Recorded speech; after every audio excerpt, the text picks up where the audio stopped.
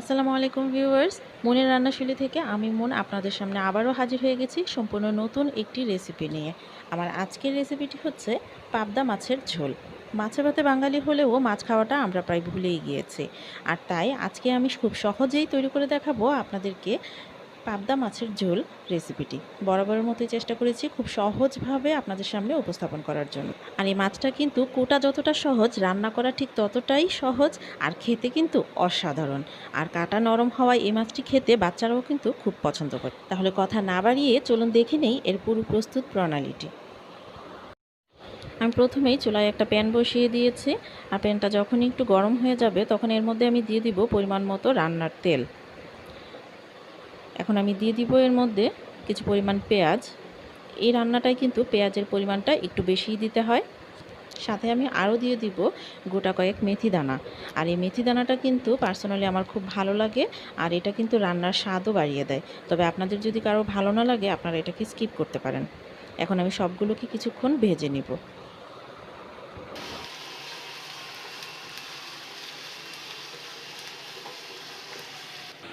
যখনই পেঁয়াজগুলো একটু ব্রাউন কালার হয়ে যাবে, কিছুটা নরম হয়ে আসবে, তখন এর সাথে আমি দিয়ে দিচ্ছি কিছু টমেটো।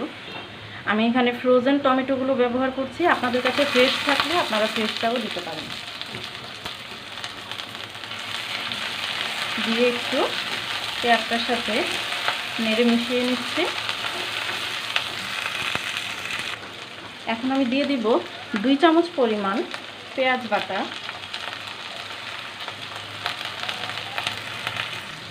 আমি আরও দিয়ে দিব 1 চামচ পরিমাণ রসুন বাটা। যেহেতু মাছগুলো আমার একদম ফ্রেশ ছিল না, ফ্রিজে রেখেছিলাম, ফ্রিজ থেকে নামিয়ে রান্না করছি, তাই আমি কিছু আদা বাটা ব্যবহার করছি। এখানে আমি 1/2 চামচের মতো আদা বাটা দিয়ে দিলাম। আমি সাথে আরও দিয়ে দিচ্ছি পরিমাণ মতো লবণ।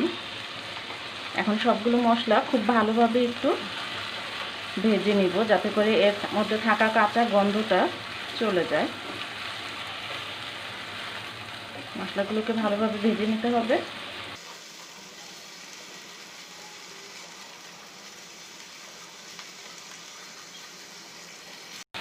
ভালোভাবে মশলাগুলো ভেজে নেওয়ার পর এর সাথে এখন আমি গুঁড়া মশলাগুলো অ্যাড করব। সেজন্য আমি আগে প্রথমেই দিয়ে নিচ্ছি সামান্য পরিমাণে পানি। এতে করে গুঁড়া মশলাগুলো অ্যাড করলে মশলাটা পুড়ে যাবে না। দিয়ে দিচ্ছি 1 চামচ পরিমাণ হলুদের গুঁড়ি। দিয়ে দিচ্ছি 1 চামচ পরিমাণ মরিচের গুঁড়ি। সাথে আমি আরও দিয়ে দিচ্ছি 1/2 চামচ পরিমাণ ধনিয়ার গুঁড়ি। দিয়ে সবগুলো মশলা খুব ভালোভাবে কষিয়ে নিতে হবে। মশলাটা ঠিক যত ভালোভাবে কষানো হবে তরকারিটা খেতে ঠিক ততটাই টেস্টি হবে।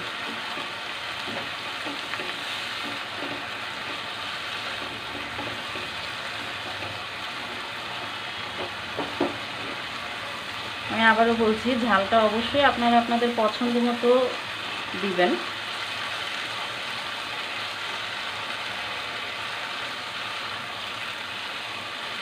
মশলাটা কিন্তু খুব ভালোভাবে কষানো হয়ে গিয়েছে।